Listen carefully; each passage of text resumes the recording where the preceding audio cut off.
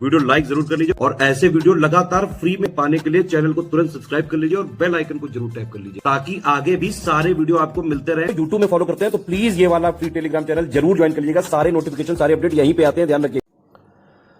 नमस्कार साथियों, स्वागत है आप सभी का स्टडी फॉर सिविल सर्विसेज में। ये है हमारी वर्ल्ड ज्योग्राफी क्लास और आज की क्लास में हम डिस्कस करने जा रहे हैं वर्ल्ड ज्योग्राफी का एक टॉपिक जिसका नाम है ज्वार भाटा, जिसको इंग्लिश में बोलते हैं हम लोग टाइड। टाइड ज्वार को बोलते हैं हाई टाइड, भाटा को बोलते हैं लो टाइड।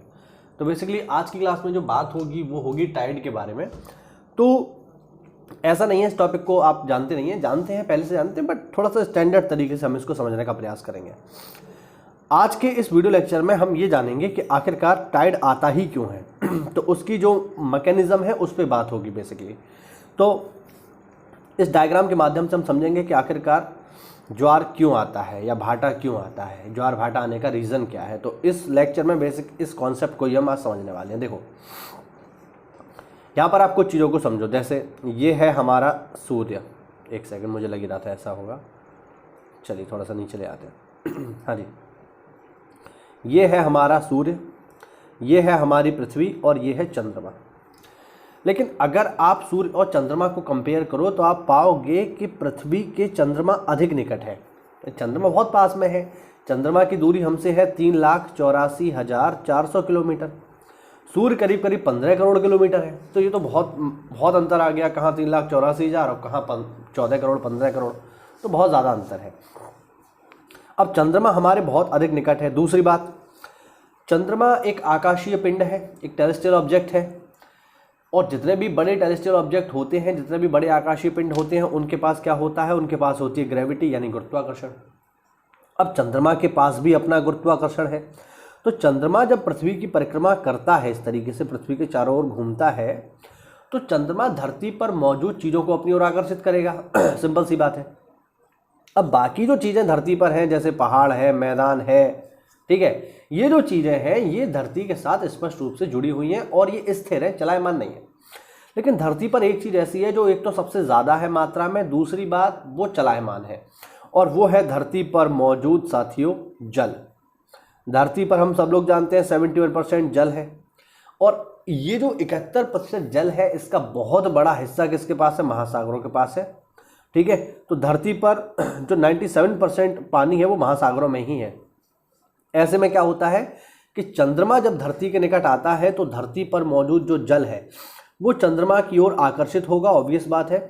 और इसी आकर्षण की वजह से क्या होता है, वो जो जल है वो तटों की तरफ आगे बढ़ जाता है और इसी घटना को हम कहते हैं ज्वार। यानी समुद्र के जल का तटों की ओर आगे बढ़ना, ये घटना कहलाती है साथियों ज्वार। ठीक है, ऐसा नहीं है यही एक रीज़न है, और भी रीज़न है, बट ये सबसे मेन रीज़न है जिसकी वजह से ज्वार आता है, जो आपको याद रखना है। अब ये आपको समझ में आया कि ज्वार आता है। अब यहाँ पर एक चीज़ और क्लियर करो आप, देखो भाई, देखिए अब इस हिस्से में अगर ज्वार आ रहा है तो ये बहुत ऑब्वियस बात है, आप इसको बहुत आसानी से समझ सकते हो कि इस हिस्से में ज्वार क्यों आ रहा है। उसके आने का कारण है यहाँ पर मौजूद है चंद्रमा, चंद्रमा के पास आकर्षण बल है, वो धरती पर मौजूद चीज़ों को खींच रहा है, तो ये जल आगे बढ़ रहा है, समझ में आता है। लेकिन साथियों एक चीज़ और याद रखिएगा, एक ही समय में दो स्थानों पर ज्वार आएगा, यानी एक ज्वार तो यहाँ उत्पन्न होगा साथियों, दूसरा ज्वार ठीक इसके विपरीत दिशा में उत्पन्न होगा यहाँ पर। लेकिन ये आपको समझना है कि भाई चंद्रमा जब यहाँ पर है तो फिर इस दिशा में ज्वार क्यों आया, तो इसको समझना बहुत ज़रूरी है। तो ध्यान रखना, एक ही समय पे धरती पर दो जगह ज्वार आ रहा होता है, एक तो उस जगह पर जो ठीक चंद्रमा के सामने होगी और एक उस जगह पर जो चंद्रमा से ठीक विपरीत होगी। अब यहाँ हम समझते हैं कि आखिरकार उस जगह पर ज्वार क्यों आ रहा है जो चंद्रमा से ठीक विपरीत है। देखो भाई, इसके लिए थोड़ा सा आपको साइंस को समझना पड़ेगा। साइंस में आपने सुना होगा क्रिया प्रतिक्रिया का नियम, ठीक है, न्यूटन के नियम है, उसमें आपने सुना होगा क्रिया प्रतिक्रिया के नियम, है ना, हाँ ना। यानी जो क्रिया प्रतिक्रिया के नियम है उसके अनुसार जब चंद्रमा इस पर इस दिशा में बल लगाएगा तो ठीक एक विपरीत बल इसके दूसरी दिशा में उत्पन्न होगा और उसकी वजह से ज्वार इसके ठीक विपरीत दिशा में भी आएगा। बात समझ पा रहे हो कि नहीं?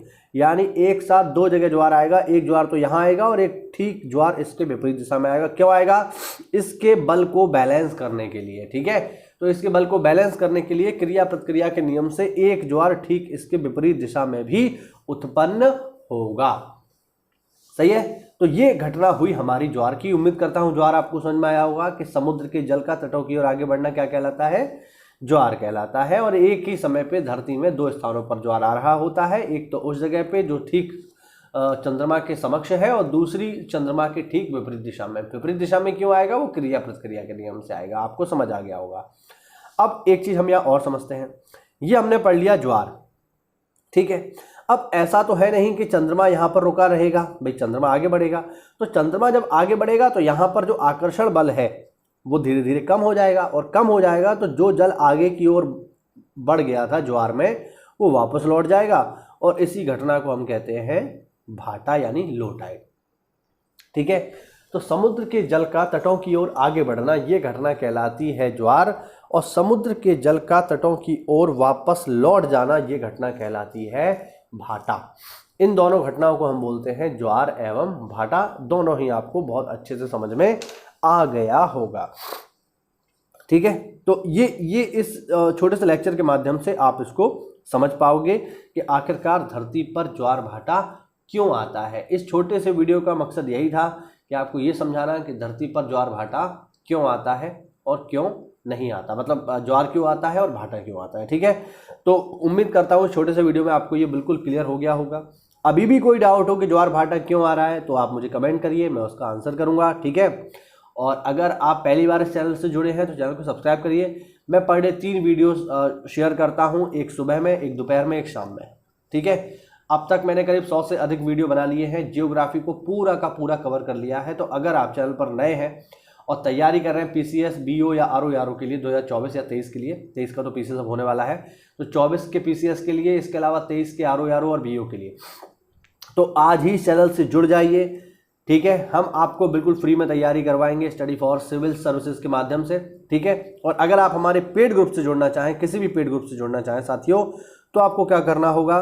तो आपको इन दिए गए नंबर्स पे कॉल करना होगा और आप हमारे पेड ग्रुप से भी जुड़ सकते हो, ठीक है। मिलते हैं अगली क्लास में, तब तक के लिए जय हिंद, जय भारत, वंदे मातरम।